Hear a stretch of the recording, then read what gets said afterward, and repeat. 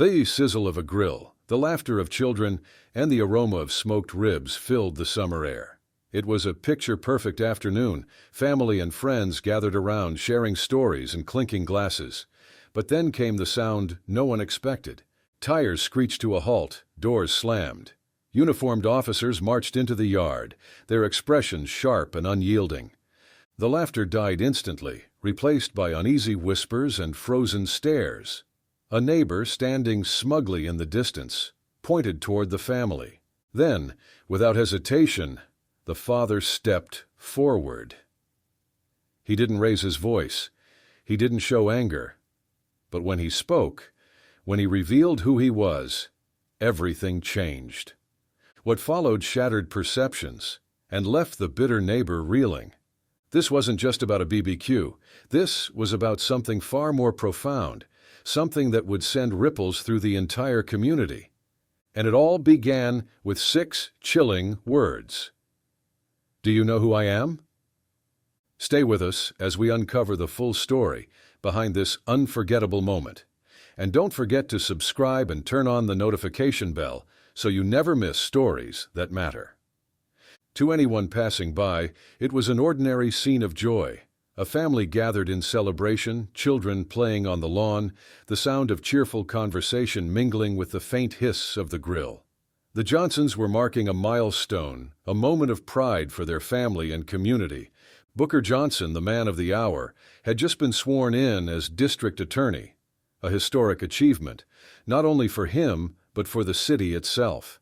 His reputation was one of integrity, fairness, and unshakable determination. Beside him, his wife Tamara radiated warmth, her laughter contagious as she mingled with guests. She was known for her dedication to bringing people together, whether through church groups, charity drives, or moments like this.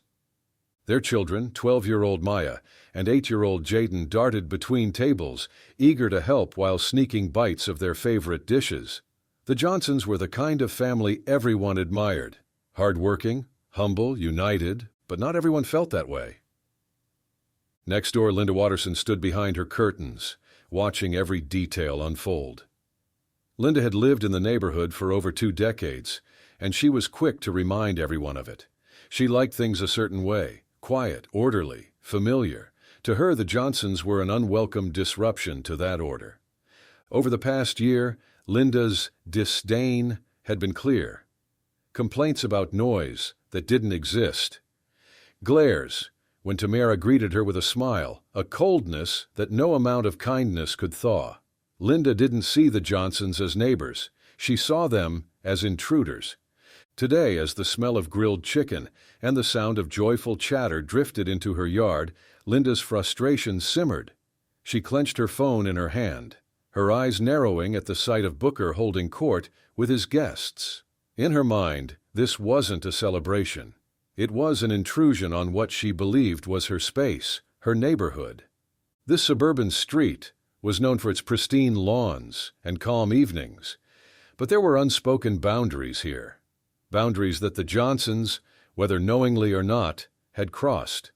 Linda's decision to call the police that afternoon wasn't spontaneous. It wasn't out of genuine concern. It was something else entirely. A need to assert control, to remind the Johnsons of their place. As the officers arrived, her lips curled into a faint smirk. She expected compliance, deference, anything that would reaffirm her position. But Linda had no idea who she was dealing with. And the events about to unfold would leave her and the entire neighborhood reeling. The afternoon had settled into a rhythm, laughter rising over the fence, the gentle murmur of conversation, and the steady crackle of the grill. But next door, Linda Watterson stood rigid, her gaze fixed on the Johnsons' backyard. Each laugh, each waft of smoke, each cheerful shout from the children seemed to grate on her nerves. Her patience snapped. Storming toward the fence, she shouted over the music, her tone sharp and accusing. "Do you think you own the neighborhood now? That smoke is ruining my house, and you're disturbing the peace. Shut it down." The conversation around the grill faltered as heads turned toward Linda. Booker Johnson, standing by the grill with a spatula in hand, looked up calmly. He took a step forward, wiping his hands on a towel, and addressed her with quiet authority. "Good afternoon, Linda. We're having a small barbecue to celebrate with family and friends. We've made sure to keep everything respectful. Is there a specific issue?" His measured tone only seemed to irritate Linda further. "Specific issue? Yeah, how about all this noise and that disgusting smell? You're ruining my day." Her voice carried over the fence, loud enough for every guest to hear. Tamara, standing nearby, tried to interject. "Linda, we've always respected the neighborhood. We're just having a gathering to celebrate Booker's achievement. We're not doing anything out of line." Linda's eyes narrowed, her voice dropping into a cold mutter, just loud enough for those closest to hear. "You people don't belong here. This isn't your neighborhood." The words were laced with disdain, cutting through the light-hearted atmosphere like a blade. Guests exchanged uneasy glances, and Tamara stepped closer to her husband, her expression tense but composed. Booker met Linda's gaze, his voice steady. "We've worked hard to be part of this community, Linda. We're not going anywhere." Linda scoffed, shaking her head as she turned to storm back into her house. But she wasn't retreating. She was planning her next move.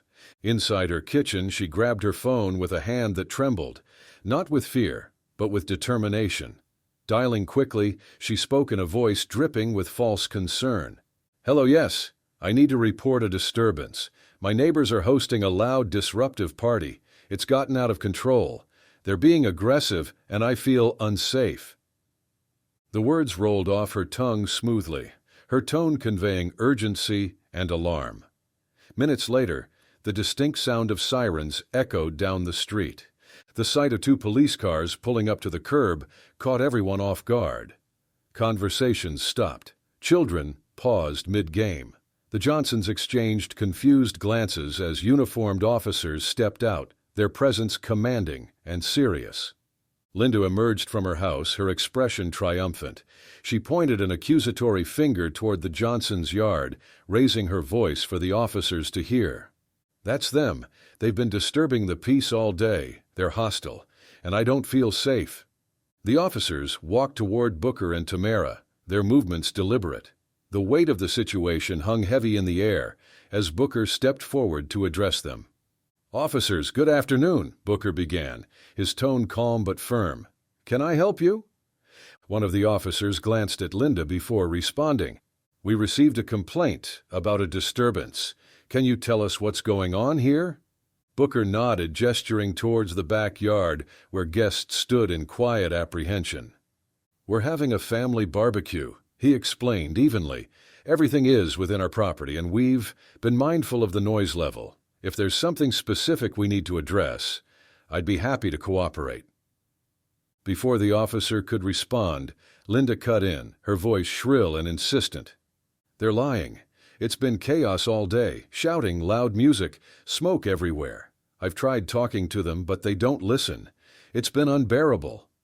Tamara reached for Booker's arm, her voice soft but steady. "Stay calm," she whispered. Booker met her gaze, nodding slightly. Calm was their approach, but the situation wasn't about to resolve so easily. Linda's complaint wasn't about noise or smoke. It was about control. And as she stood there, her arms crossed and her expression smug, the Johnsons realized this wasn't just an argument. It was a confrontation that demanded more than composure. The officers moved into the backyard, their posture formal, their expressions unreadable. Guests stepped aside to give them space, the air heavy with tension. Booker Johnson, standing at the center of it all, maintained his composure, though the weight of the moment wasn't lost on him. One officer began asking questions, his tone polite but probing. "We received a complaint about a disturbance. Can you tell us what's going on here?" Booker gestured calmly towards the scene behind him. "We're having a barbecue to celebrate with family and friends. Everything is within our property, and we've been mindful of the noise. We've done nothing outside of what's allowed here." Linda, standing a few feet away, couldn't resist interjecting. "That's not true. They've been loud all day, and that smoke is going everywhere. They're inconsiderate, and I've had enough." Her voice carried an edge, but her words lacked substance. Still, the officers pressed on, their tone shifting slightly. "Are you sure you don't have a noise permit for this gathering?" one officer asked. Booker raised an eyebrow but stayed composed. "There's no permit required for a private gathering on private property," he replied evenly. "This is our home. We're simply celebrating. Is that illegal now?" The officer hesitated, glancing back at his partner. Booker's calm and direct response left little room for argument. But Linda, emboldened by the officer's presence, stepped closer, her frustration boiling over. "They're always looking for trouble. Just look at them," she said, gesturing toward the family and their guests. Tamara stiffened, her face a mix of anger and restraint. A murmur of disapproval rippled through the crowd of guests, but Booker held up a hand, signaling for calm. "Officers," he said, turning to address them directly, his voice steady. "We've lived here for years. We've always been respectful of our neighbors and this community. We've done nothing wrong here today, and I'm sure you'll find that to be the case." The officers exchanged glances, and one seemed to consider stepping back. But before anything could be resolved, Linda interrupted again, her tone sharper and more aggressive. "You don't know what they're capable of," she said, pointing an accusatory finger at the Johnsons. "They think they're above the rules. I told you, they're loud, disruptive, and they don't belong here." This time Booker's expression hardened slightly, though his voice remained calm. He took a step forward, addressing the officers with deliberate clarity. "I'm Booker Johnson," he said, his words measured and deliberate. "I'm the district attorney for this county, and I'd like to understand why my family is being treated this way in our own home." The officers froze, their demeanor shifting instantly. The name carried weight, and they realized just who they were dealing with. "District attorney," one officer repeated, his tone softening. Booker nodded. "That's right. And this is my family celebrating a personal achievement on our property. I'd like to know if there's an actual issue here, or if this is something else entirely." Linda's face went pale, her smug expression faltering. She stepped back, her eyes darting between Booker and the officers, trying to process what she'd just heard. The officers adjusted their posture, their initial assertiveness giving way to professional courtesy. "Mr. Johnson, we apologize for the inconvenience," one officer said quickly. "We didn't realize—" Booker cut him off, his tone calm but firm. "You didn't realize who I was, but my credentials shouldn't matter. This should have been handled fairly, regardless of who I am." The officer nodded, his expression apologetic. "You're right, sir. There doesn't seem to be any issue here. We'll just confirm everything is in order and be on our way."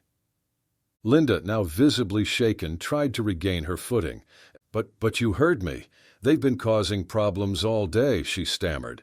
One officer turned to her, his tone more measured now. "Ma'am, we haven't found anything out of line here. It seems everything is under control." For the first time, Linda's confidence cracked completely. She opened her mouth to argue, but stopped herself, realizing she'd lost the upper hand. Guests watched in silence as the officers stepped aside to confer briefly. Tamara leaned toward Booker, her voice low. "Are you okay?" Booker gave her a slight nod, his eyes fixed on the officers as they returned. "Mr. Johnson," the lead officer said, "it looks like there's no issue here. We'll be on our way." As the officers began to retreat, Linda stood frozen, her face a mix of anger and humiliation. She'd underestimated the man next door, and the realization was written all over her. But for Booker and his family, this was more than a victory. It was a moment that exposed the unspoken tensions simmering beneath the surface, and a reminder of the strength it took to rise above them. With the officers now standing silently, Booker seized the moment. He stepped forward, his presence commanding yet calm, addressing both the officers and Linda. What happened here today isn't just about a barbecue, he began, his voice steady but firm. It's about assumptions. It's about biases that lead to decisions with real consequences. Calling the police on baseless accusations doesn't just waste their time and resources, it perpetuates harmful stereotypes that endanger lives. The officers listened intently, their earlier defensiveness replaced by a quiet understanding. Booker turned toward Linda, his gaze unwavering but not unkind. "Linda, let me be clear. What you did today wasn't just unnecessary. It was dangerous. People like me, black men, black families, have faced real harm because of calls like the one you made. This stops today." Linda's face flushed. She opened her mouth to speak but faltered, her confidence replaced by visible discomfort. I didn't mean it that way," she stammered, her voice barely above a whisper. "I just thought—" Booker interrupted, his tone sharp but measured. "You thought what? That we didn't belong here? Was celebrating with our family somehow a threat to you? You didn't think at all, Linda, and because of that, you put my family in harm's way." Standing silently nearby, the guests exchanged glances of quiet admiration for Booker's composure. Even the children, who had watched the entire scene unfold, seemed to understand the moment's gravity. One of the officers stepped forward, addressing Linda directly. "Ma'am, making a false report is a serious matter. We've found no evidence of any wrongdoing here, and this family is well within their rights to host a gathering on their property. I suggest you think carefully before calling us again without cause." Linda's eyes widened, her face a mix of embarrassment and frustration. She looked at the officers, then at the Johnsons, realizing there was no way to salvage her position. "I didn't mean for it to go this far," she muttered, her voice shaky. "I just thought—" Booker raised a hand, stopping her mid-sentence. "It went this far because you allowed your biases to guide your actions," he said, his tone unwavering. "But here's the truth. We are part of this neighborhood, just like you. We have as much right to be here as anyone else, and no amount of hostility or false accusations will change that." The officer who had spoken earlier nodded, addressing the Johnsons. "We're sorry for the disturbance, Mr. Johnson. We'll be closing this matter now." Booker offered a polite nod in return. "Thank you, officers. I hope this serves as a reminder for everyone involved about how important fairness and understanding are in situations like this." Linda, now visibly shaken, looked as though she might say something else, but instead she turned abruptly and walked back toward her house. Her head was down, her earlier smugness replaced by quiet humiliation. The officers left shortly after, their demeanor respectful as they departed. In their wake, the tension in the air began to ease, though the weight of what had transpired lingered. Booker turned back to his guests, who were still watching in stunned silence. "Let's get back to what we were doing," he said, his voice calm and reassuring. "Today is a day to celebrate, not just for me, but for all of us." And with that, the Johnsons returned to their gathering, stronger and more united than ever, having turned an unjust confrontation into a powerful moment of truth. In the days following the confrontation, the incident spread quickly through the neighborhood. Neighbors who had witnessed the police visit or heard Linda's accusations began to speak up. Many were shocked, others outraged, but almost everyone agreed what Linda had done was unacceptable. Her once friendly acquaintances now kept their distance. Conversations that used to happen over garden fences or during casual strolls became curt or non-existent. Linda, who had always prided herself on being a voice of the community, found herself isolated. Faced with mounting disapproval, Linda reluctantly approached the Johnsons' door one evening. Her demeanor was subdued, her usual confidence replaced by unease. I want to apologize," she said, her voice barely above a whisper. "I acted out of line. It won't happen again." Tamara accepted the apology with grace, thanking her for the gesture, but leaving it at that. For the Johnsons, there was no need to dwell on Linda's actions. They had already turned their focus elsewhere. Booker reflected on the events as he sat with Tamara that evening. "We had every reason to respond with anger," he said quietly, "but that's not how you change hearts and minds. It's through education, through dignity, that we make real progress, and that's what we'll keep doing." The weekend after the incident, the Johnsons decided to host another barbecue. This time, the turnout was even larger. Neighbors who had kept their distance before now arrived with dishes to share and warm smiles of support. Families mingled, children played, and the sound of laughter filled the air once again. Linda watched from her window, hesitant and uncertain, but the Johnsons paid her no mind. Their focus was on the community that had rallied around them, a testament to the strength and unity they had built. As the gathering continued, the final moments of the video captured Booker standing by the grill, his apron slightly askew, a spatula in one hand and a plate of food in the other. He laughed as Tamara teased him about burning a few hot dogs, and the camera lingered on the scene, a symbol of resilience, family, and the power of unity in the face of adversity. Change doesn't happen overnight, and it doesn't come without resistance. But when we stand firm in our values, when we lead with understanding and strength, we show the world that unity will always triumph over division. If this story moved you, don't forget to like, share, subscribe, and turn on the notifications bell for more powerful stories that inspire change. See you in the next one.